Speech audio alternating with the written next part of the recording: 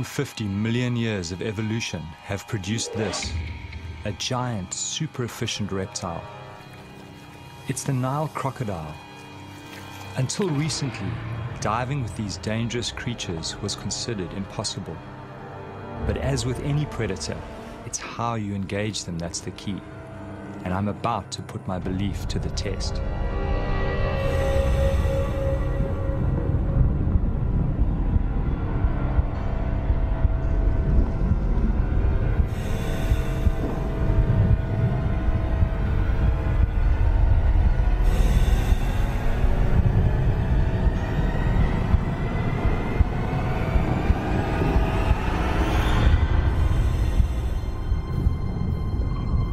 I've decided to take a calculated risk. I want to dive with feasting crocodiles. Can I approach them without being attacked? Will they see me as a fellow predator or as potential prey? Can I survive within their feeding hierarchy? I'm taking a big risk, and I think people understand that. And I don't think it would reflect poorly on a crocodile if it eats me. People expect that to happen.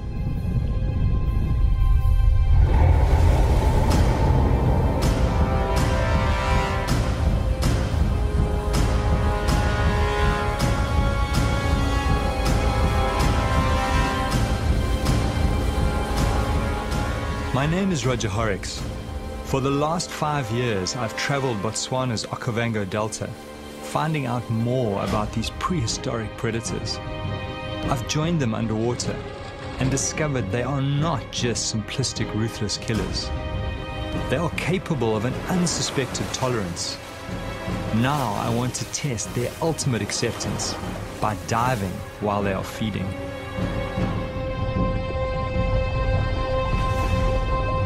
The idea of diving with feeding crocs first crept into my mind when I traveled from my African home to Costa Rica in Central America. I'd gone there to find Chito Graham, the extraordinary crocodile shaman of Limon. 23 years ago, Chito found a sick and dying crocodile that had been shot by farmers.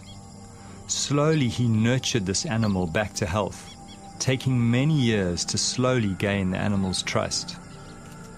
He showed me something I never thought possible with crocodiles. Chito is the only person in the world to get in the water and interact with the giant croc. He's even developed a game with the crocodile that mimics some of its instinctive killing techniques, like the death roll. When I saw this level of acceptance by this animal, this unexpected intelligence, I started to think that if I behaved in the right way, I too could have a chance of being accepted in the water.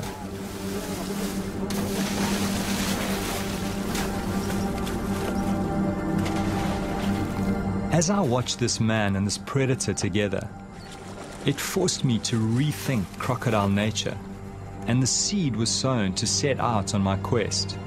To attempt to dive, many think will be suicide.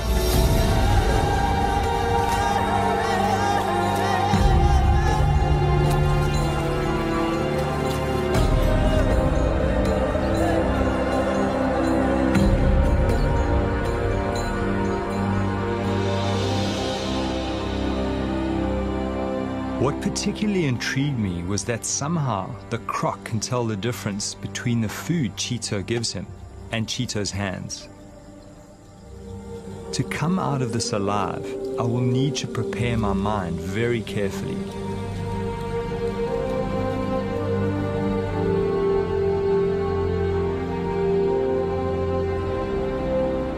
Chito has worked at putting fear behind him, and this crocodile's ability to pick up on his confidence just strengthened my desire to attempt to dive with feeding crocodiles.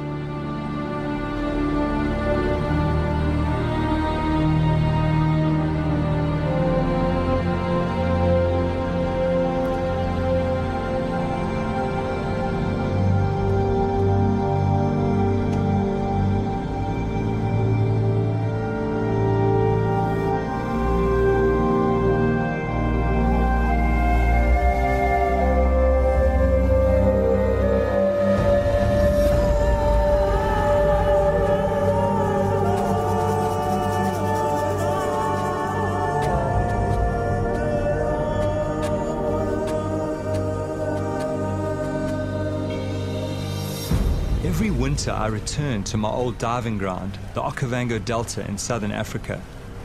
In the swamp live some of the biggest and most aggressive crocodiles in the world. It's June, when the great flood brings the clear water. All my primal senses start to come alive as I prepare my mind and my body. Over and over, I'm at the feast, calm, unharmed.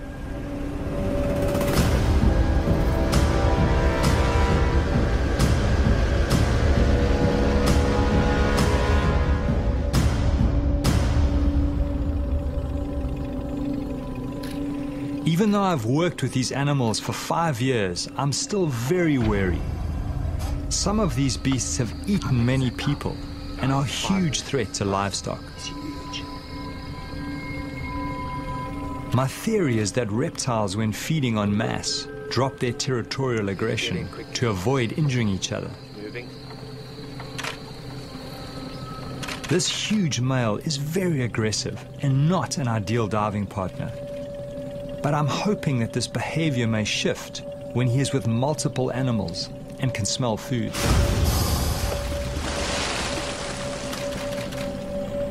To really understand the dynamics and to see the way that these animals interact, you really need to go underwater, because that's really where it's all happening, certainly up here in the Panhandle.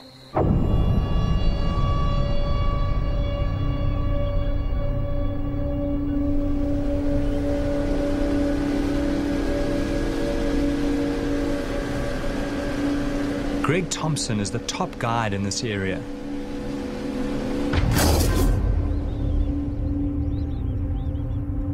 He has grown up with crocodiles, seen several animals and people being taken.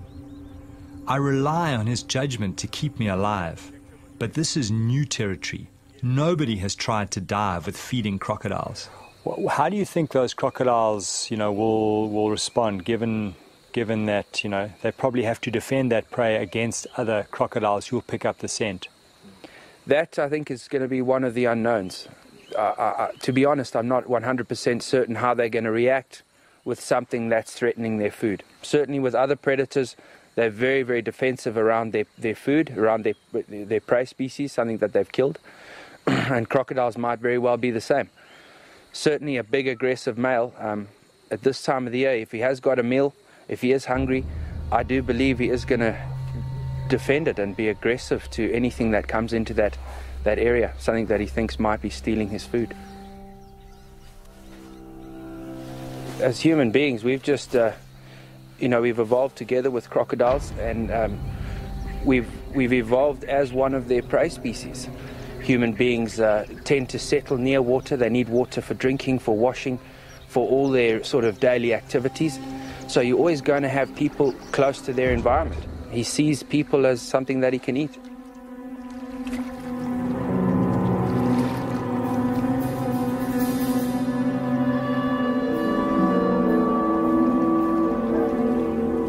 Greg takes me to a nearby village close to the river. Here, two women, a mother and a daughter, had a terrifying encounter with a crocodile while collecting food and building material for their huts. Resi Sashuma lost both her arms. She has a young child to look after. Mother and daughter now live by weaving baskets with only one arm between them, somehow surviving against impossible odds. The croc that attacked them was only about 2 meters long, but very powerful.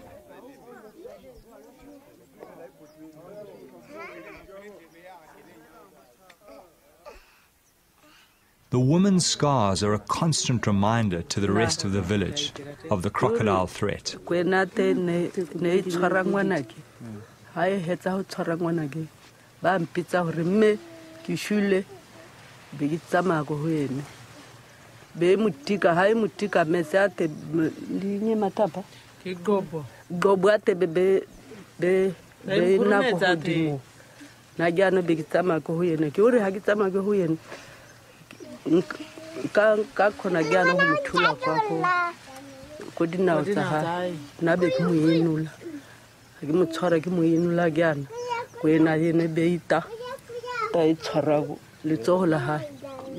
Their horrific story haunts me. Despite their loss, they have no wish to kill the crocodile. Somehow they accept this tragedy as part of living here. I wonder if only certain crocodiles attack people. I know that some crocodiles are more aggressive than others. Their personalities differ quite considerably. But there was only one way to find out. I go in search of the crocodile that attacked the woman.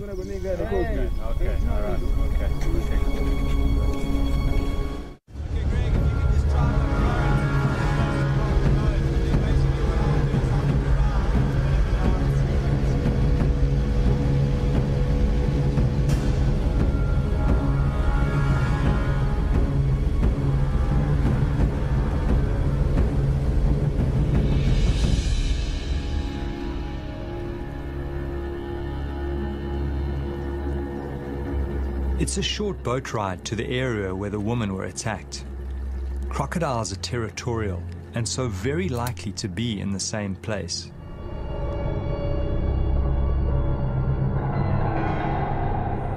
As I kit up, I have this strange feeling going in the water with this crocodile. I feel so sorry for the woman, and yet no ill feeling towards this animal, which was just responding to the splashes and noises of its prey. 85 million years of instinct. I always get underwater as quickly as possible and make minimal splashes on the surface. Fish are the main diet of crocodiles. They hunt them by letting them come close and grab them in a flash of speed. They hunt mostly at night in pitch darkness, using a sensory system that picks up vibration. That's why I move very slowly in the water, very deliberately. I need to move like a big crocodile.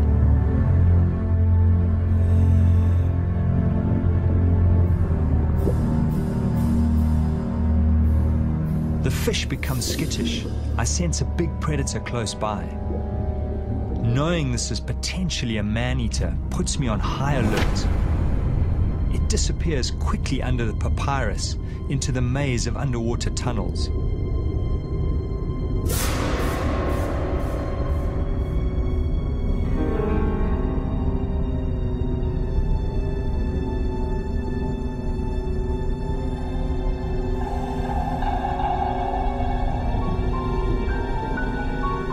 I follow cautiously.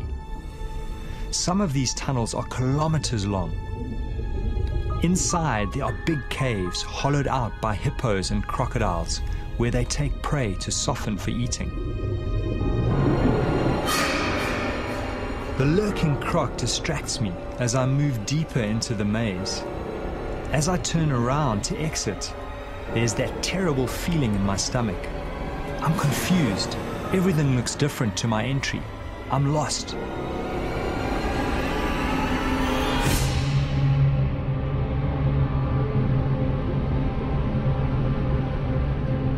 It doesn't help my anxiety to find the remains of one of the crocodile's last meals.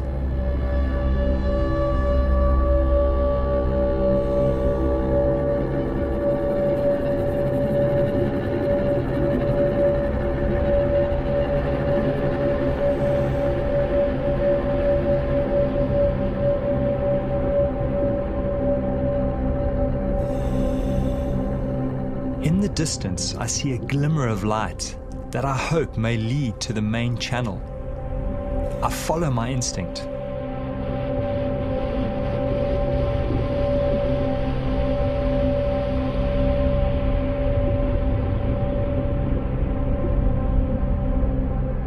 It's a huge relief to be back in the sunlit channels.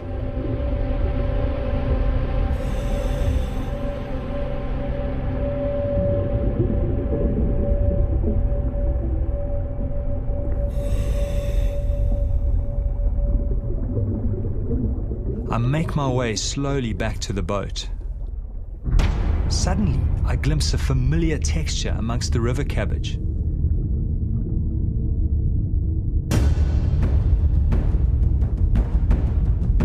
The crocodile has backtracked and exited the maze. I remind remind myself that these smaller crocs are often the most dangerous. All seems fine at first.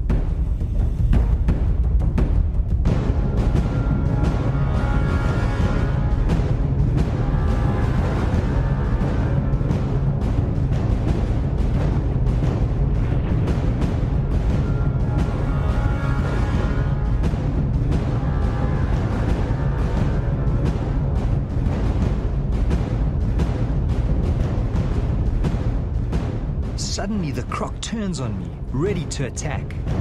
Then he goes straight for me.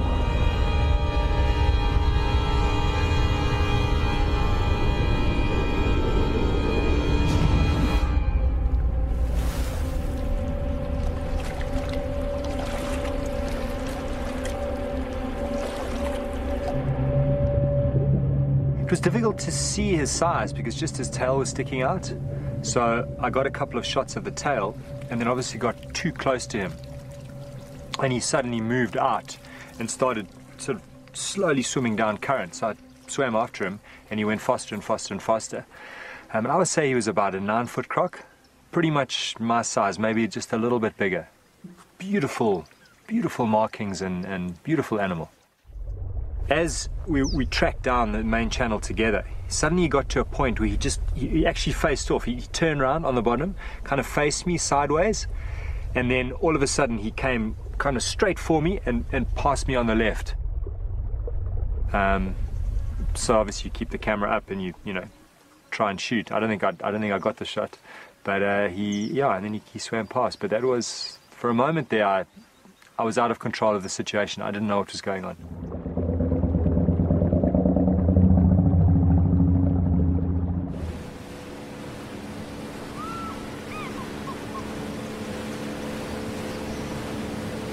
Traveling back past the village, we get word that a cow has been taken by a big crocodile and has been seen dragging it downriver.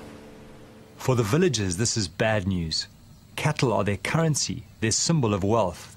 But for me, this may present the chance I've been waiting for.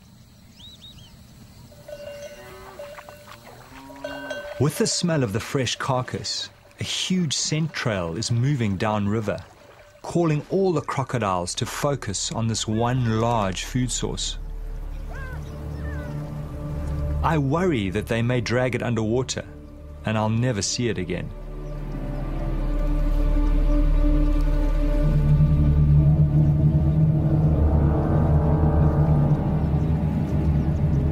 Seeing the animals around the carcass, I start to get a really uneasy feeling building inside me. Greg is cautioning me against getting in the water alone under these circumstances. He thinks these animals might see me as a threat to their food and attack.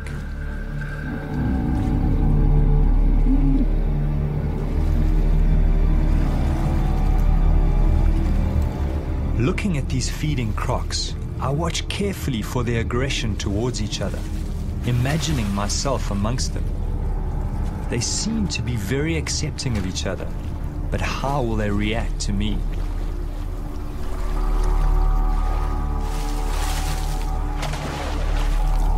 Of course, now this is a whole new situation. Now you've got a lot of animals. They're all keyed into food. They are competing with each other. There's a definite hierarchy at the carcass. The bigger crocs are feeding first, and they are keeping other crocs away. So if a diver comes along and he's bobbing along the surface, if he appears to be part of that carcass, they're going to go for them. So the guys, it's a very nervous situation. I need to try and put Greg's mind at ease. I decide to show him something else I'd experienced in Costa Rica, something that reinforced my belief that if you approach crocodiles in the right way, they can react well. What's your sense of that? Look, I mean, there's still a lot of unknowns in what you want to do. Greg remained wary as I showed him what I'd seen in Costa Rica. I spent several days with a crocodile caller, Juan Betreo, who has built a remarkable relationship based on food with a number of wild crocodiles. What I found most interesting is that the crocodiles don't go for him. but rather chews the small food morsels that he gives them.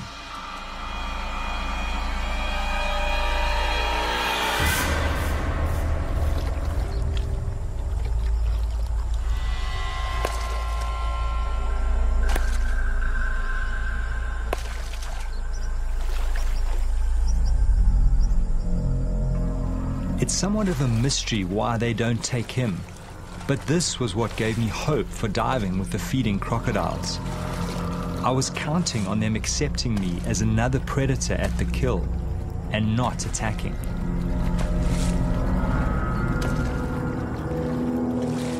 The crocodile calling art took Juan several years to develop. He slowly built the trust of the animals, drawing them closer and closer to his body. He was badly savaged during this process, but somehow managed to survive and continue. Juan has even taken his relationship further, and the crocs allow him to touch them.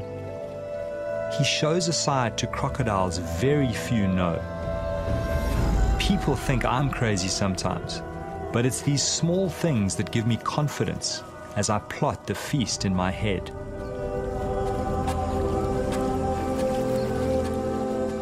Greg remains skeptical. He feels the situation is quite different, as he knows African crocodiles to be more aggressive than their American cousins. I'm hearing Greg's worries. I'm sensing I need someone in the water to watch my back. There is only one person who comes to mind, an old shark diving buddy. His name is Walter Bernardus, and he's always wanted to dive with crocodiles. It's Walter. Ah, fantastic. Let's get back to us. Walter, can you hear me? How are you doing?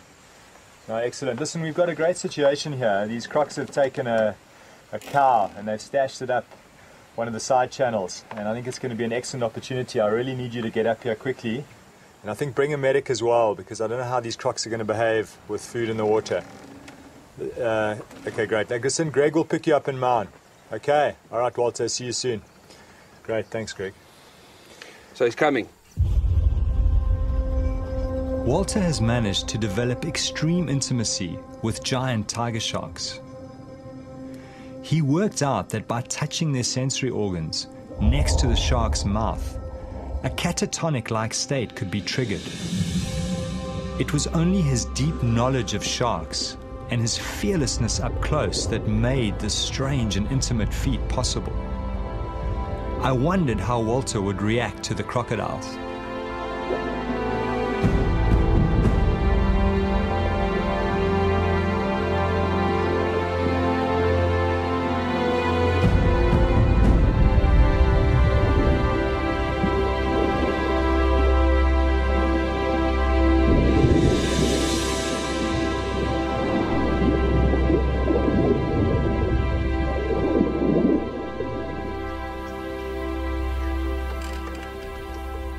Now I'm stressed about the time. I need to get in the water as soon as possible to get Walter used to the crocodiles.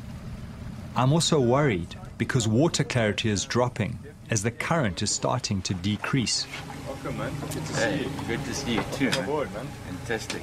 Walter has brought with him Ainsley McClarty, experienced paramedic, recently back from working in Afghanistan. Good to be here finally. Now there's no turning back. The fear starts mounting as we speak of what we face. The water pulls me, and at the same time, its depths haunt me.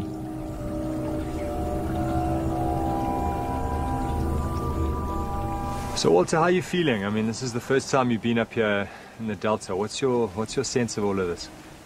Yeah, well, it's totally new for me. You know, I'm sort of used to the big animals in the sea, but this environment here, you know, dealing with reptiles, cold water, murky sort of to clean conditions, is totally new for me. So a little bit nervous, but excited in the same time, you know.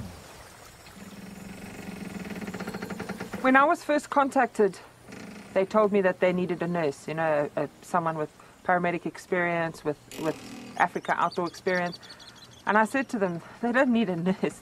They need a psychiatrist, because what person is going to go out and dive with crocs? The biggest concern when you have a limb taken or puncture wounds is obviously a person being in water, that they can bleed out very quickly. And so putting pressure on, getting a drip up as quickly as possible, and stabilizing the patient is always the most important. I've dealt quite a few times with people who've lost limbs, and it's definitely very achievable to save their life.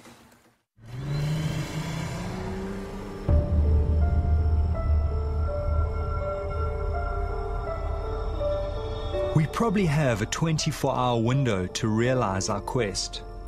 Once the carcass is finished, the crocodiles will disperse.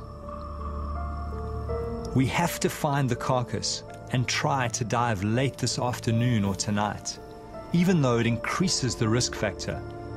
This might be our only chance. This is what I love most. This is my world. Fear is something I've learned to control and understand. The dark is part of our deep evolutionary past, because for thousands of years, big predators hunted our ancestors at night. You know, it's hard to explain why we do it. Why do we do it? We do it for the excitement, we do it for the challenge. And I realize that what we're doing shatters the perception that people have of these animals.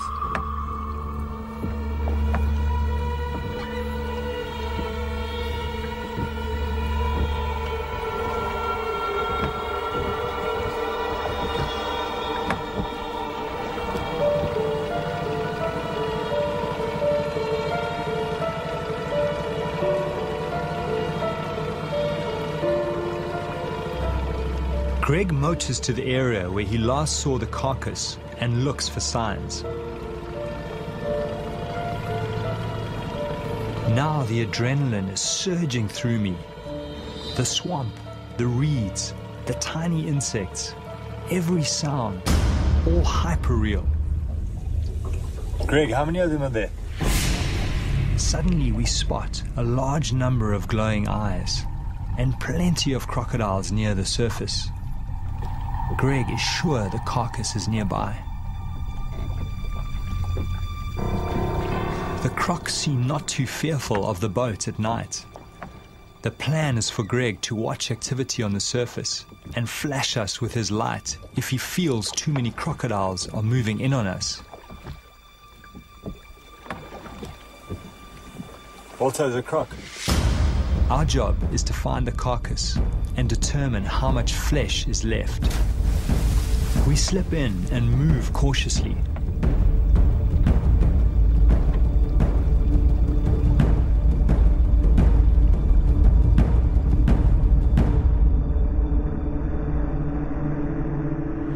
The crocodiles are patrolling the surface.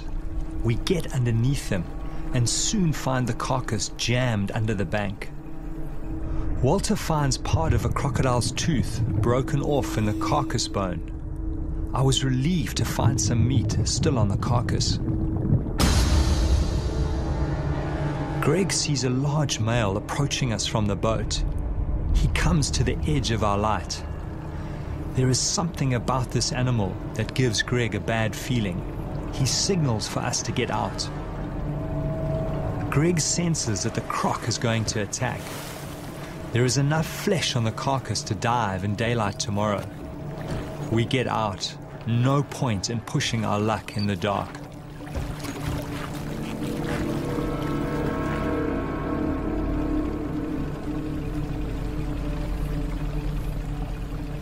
How's that tooth in that femur? Actually brought it up with me, eh?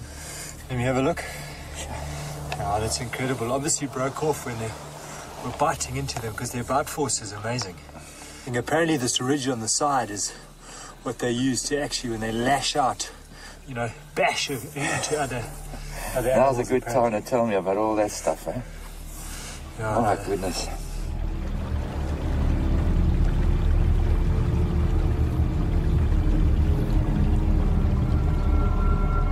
Early next morning, the whole team prepare themselves for what lies ahead.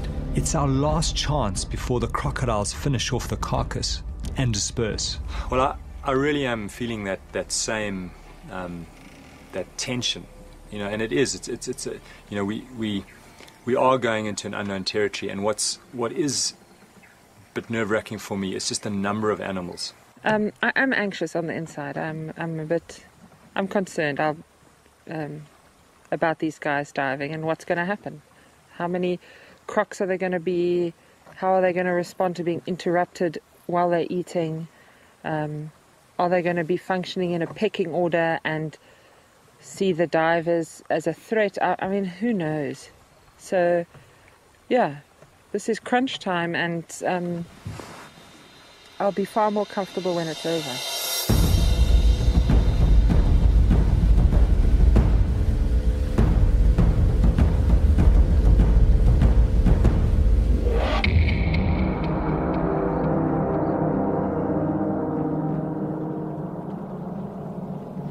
As we approach the area where we saw the carcass in the night, I'm seeing more crocodiles than I've ever seen before.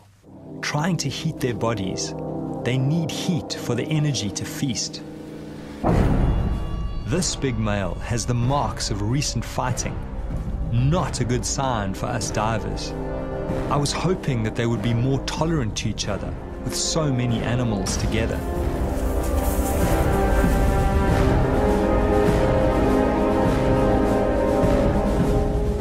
Greg spots them.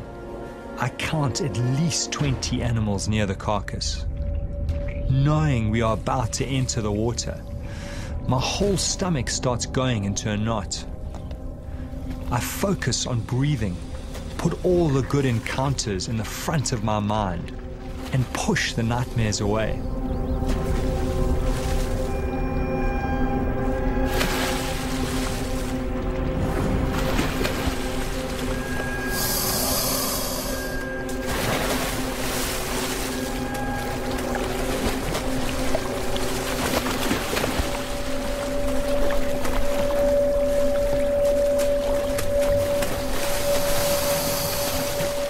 It's incredibly lucky to find it.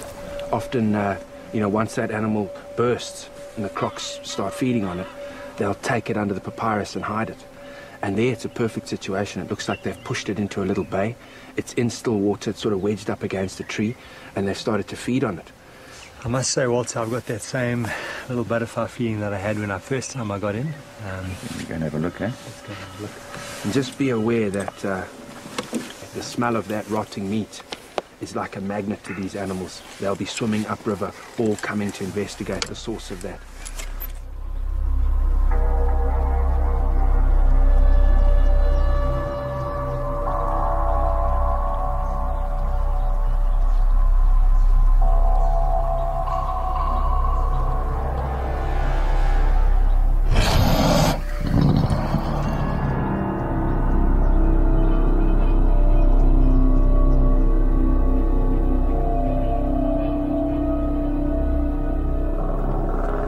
Prepared into the water some distance from the carcass.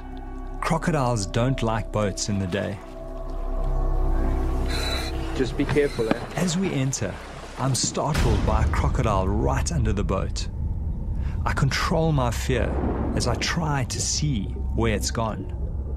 The visibility is so bad, I can only see 4 meters, less than the length of some of these crocodiles. To make matters worse, the current is exceptionally strong. Should we abandon the dive? These conditions are frightening. I push my fear aside and move towards the carcass. Crocs seem to be everywhere, following the smell of the meat.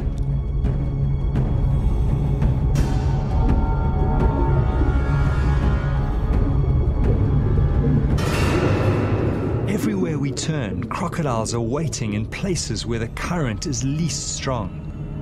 It's a maze blocked by dragons. I find it hard to read their body language, but none seem to be showing aggression yet.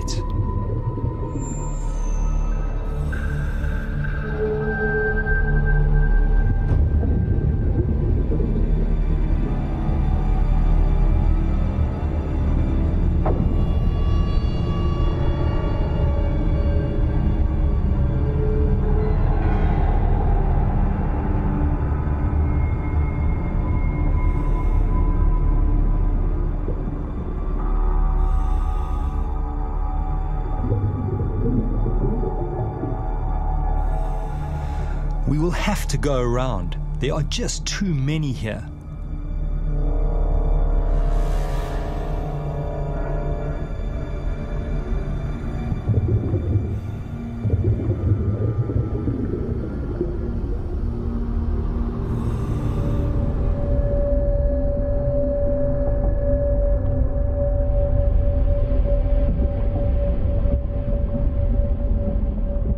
I'm surprised no crocodiles have confronted us yet. We are well into their feeding territory. In the gloom, I make out a large pelvic bone ripped from the carcass. Amazingly, no animals challenge us as we approach it. Do they somehow know we pose no threat to their food? Or are they just waiting to attack?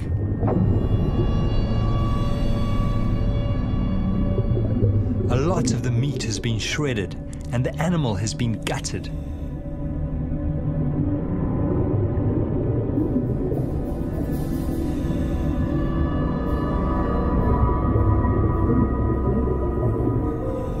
Walter watches my back as I inspect the carcass.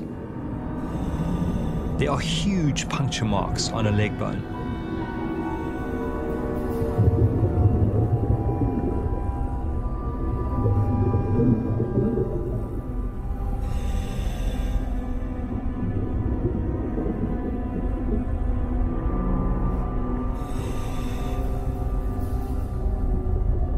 As Walter swims to the side, he sees a huge animal within a few feet of the carcass, watching us, waiting, assessing. The biggest challenge lies ahead. It's time to get back to the boat through the mounting circle of crocodiles, and somehow we have to appear confident, give no sense of being prey. Walter is telling me his plan to swim underneath as soon as the next crocodile goes up for a breath.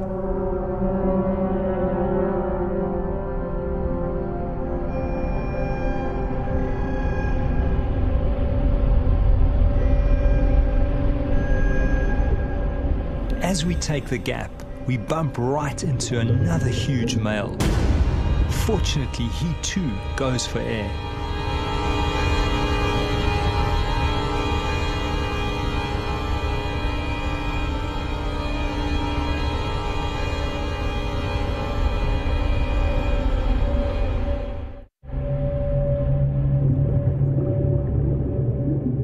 As we swim through the maze of crocodiles, the strangest thing happens.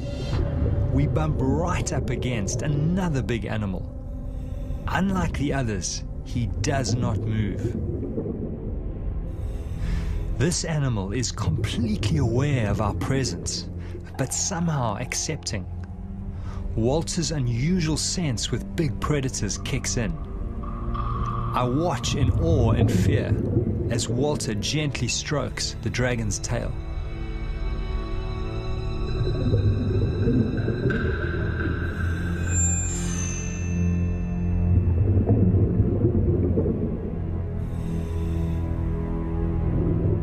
Then something happens that I could never have imagined. I watch in disbelief as Walter begins to ride the crocodile across the river in the direction of the boat. Even though the crocodile is slowed by Walter's heavy weight, it does not shake him off or attack. It feels like I'm watching some strange fairy tale as Walter rides the crocodile some 50 meters across the river.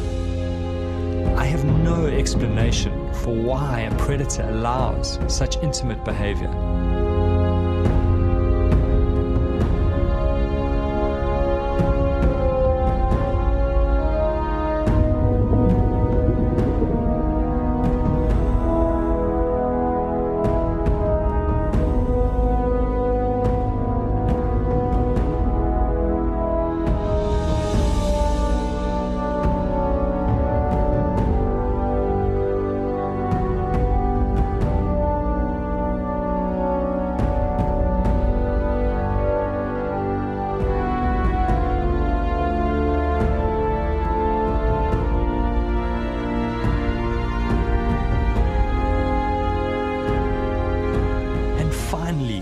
clicks away.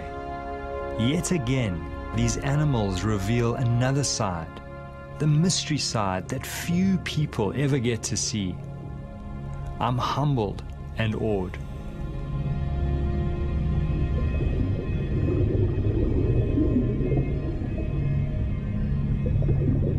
Yeah, you get a feeling with some animals, you know, they will let you interact with them, let you touch them, others won't.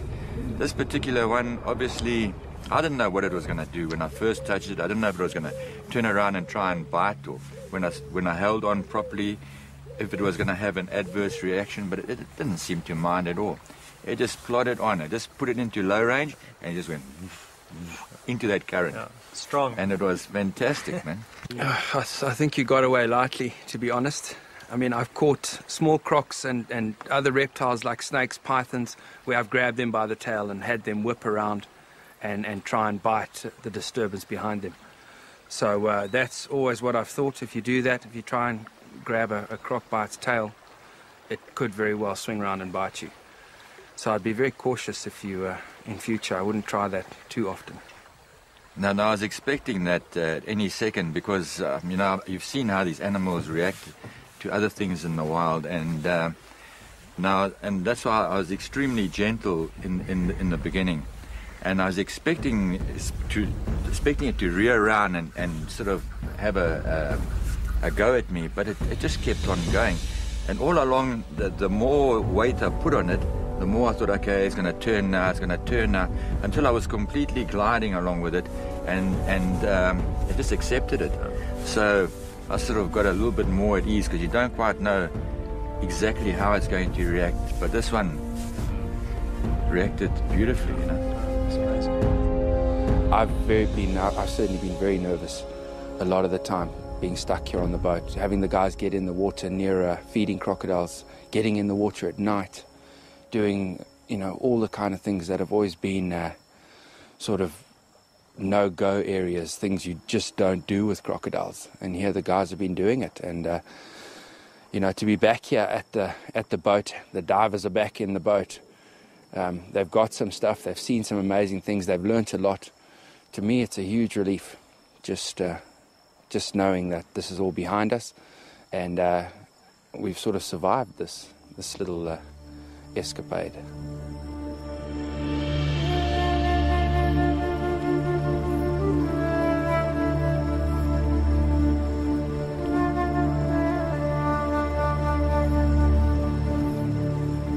You got to accept it that coming out of the experience, you're not going to be the same as you went in. Something shifted, but it certainly I'm not the same person when I go home in a day's time.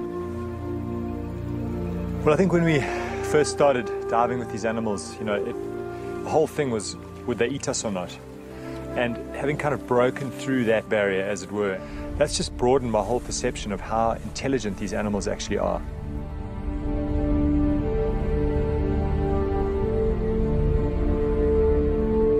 Through this journey, I've been haunted by two voices.